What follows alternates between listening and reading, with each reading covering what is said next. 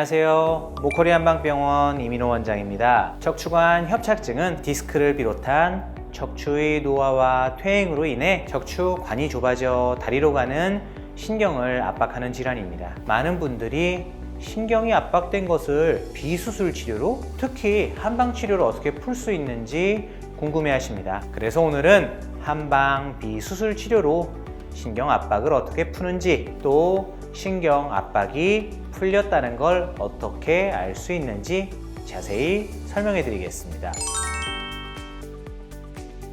척추관 협착증이 있으면 허리에서 다리로 가는 신경이 압박되어 걷는 것이 어려워집니다. 이것이 협착증의 가장 중요한 증상인 신경성 파행입니다. 신경 압박으로 인해 걸으면 아픈 증상이 나타난다 라는 뜻인데요. 그래서 협착증 말기가 되면 신경 압박이 매우 심해져서 상체를 앞으로 숙이게 됩니다. 허리를 숙이면 편해지기 때문이죠. 협착증 환자가 허리를 앞으로 숙이면 편해지는 이유에 대해서 조금 더 자세히 설명해 드리겠습니다. 허리를 앞으로 숙이면 척추뼈 사이가 벌어지면서 척추관의 공간이 넓어지게 됩니다. 그래서 신경 압박이 되었던 게 조금 풀리고 통증을 덜 느끼게 되는 것이죠. 반대로 허리를 쭉 펴거나 뒤로 젖히면 이미 좁아진 척추관의 공간이 더욱 좁아지기 때문에 신경을 더 많이 누르게 되고 이로 인해 통증이 더 심해집니다. 이렇게 협착증 환자는 허리를 숙여야 신경의 압박을 덜 받으니까 자연스럽게 허리를 굽히고 그리고 다니는 것입니다. 한국에서도 특히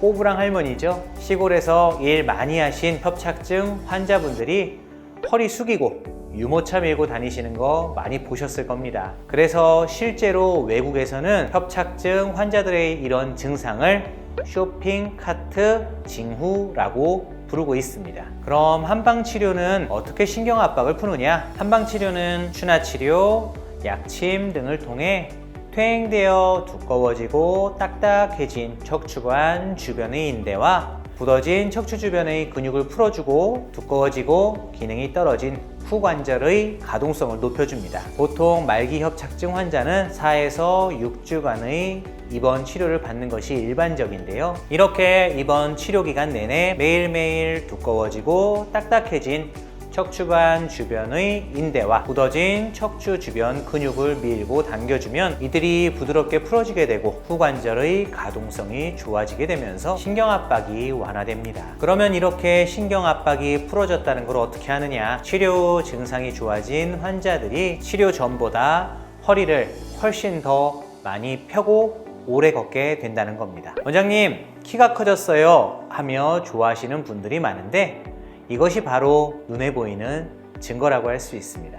추나치료, 약침, 한약 등의 한방 복합치료를 통해 두꺼워지고 딱딱해진 척추관 주변의 인대가 부드러워지고 후관절의 가동성이 좋아지게 되면서 신경이 압박을 덜 받게 되는 것이죠. 그래서 허리를 숙이지 않아도 괜찮아지는 것입니다. 이러한 이유로 협착증 한방 치료가 끝나고 나면 굽었던 허리가 펴집니다. 이렇게 치료 후 환자분들의 허리가 펴진 것이 눈으로 보이는 게 바로 신경 압박이 줄었다고 볼 수 있겠죠. 물론 환자분들이 훨씬 더 직접적으로 느낍니다. 치료 후에 허리를 훨씬 편안하게 펴고 보행거리도 늘어나고 걸을 때 증상이 덜 하다는 걸 말이죠. 이러한 협착증 치료 효과에 대해 저희가 임상 시험을 통해 그 효과를 객관적으로 검증하여 2019년 국제학술지에 논문을 발표하였습니다. 논문 내용은 평균 60m 밖에 걷지 못했던 말기 협착증 환자의 보행 가는 거리가 치료 이후에 11배 이상 증가하였다는 내용입니다. 이 논문은 단순히 치료 호전된 케이스만을 모아 발표한 논문이 아니라 처음부터 임상 시험을 위한 환자를 따로 모집하여 임상 대조군을 두고 치료 효과를 비교하면서 연구한 내용을 발표한 매우 수준 높은 논문입니다. 이 논문은 미국 유명 병원과 공동 연구로 진행되었으며 임상 시험 과정의 데이터의 객관적인 모니터링은 한국의 국책 연구기관인 한국한의학연구원이 참여하였습니다. 말기 협착증 한방 치료 효과에 대한 논문 내용은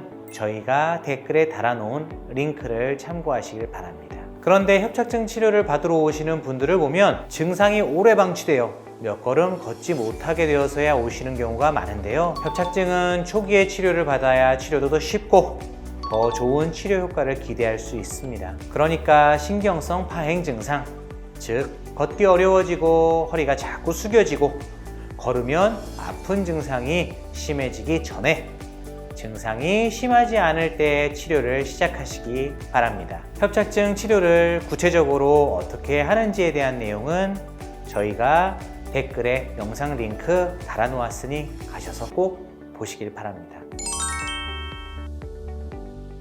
마지막으로 협착증 환자분들께 당부하고 싶은 말이 있습니다. 협착증은 여러분이 치료를 받던 안 받던 운동은 꾸준히 하셔야 합니다. 협착증은 지속적으로 악화되는 성격이 강한 병으로 다리와 엉덩이 근력이 점점 약화되고 근육도 위축되어 다리에 힘이 빠지면서 결국 아예 걷지 못하게 됩니다. 따라서 이를 막기 위해선 내 몸에 무리되지 않는 정도의 운동을 꾸준히 해주셔야 합니다. 그런데 이 운동이 어렵고 힘들면 꾸준히 하기가 어렵겠죠? 그래서 저희가 초기 협착증 환자분들부터 걷는 것이 힘든 말기 협착증 환자분들까지 언제 어디서든 편하고 쉽게 할 수 있는 운동인 누워서 하는 발목, 무릎, 고관절, 골반 운동, 이 4가지 운동을 이미 만들어 놓았습니다. 협착증 환자가 치료를 받던 안 받던 운동을 꼭 해야 하는 이유와 협착증 환자에게 좋은 4가지 운동에 대한 영상은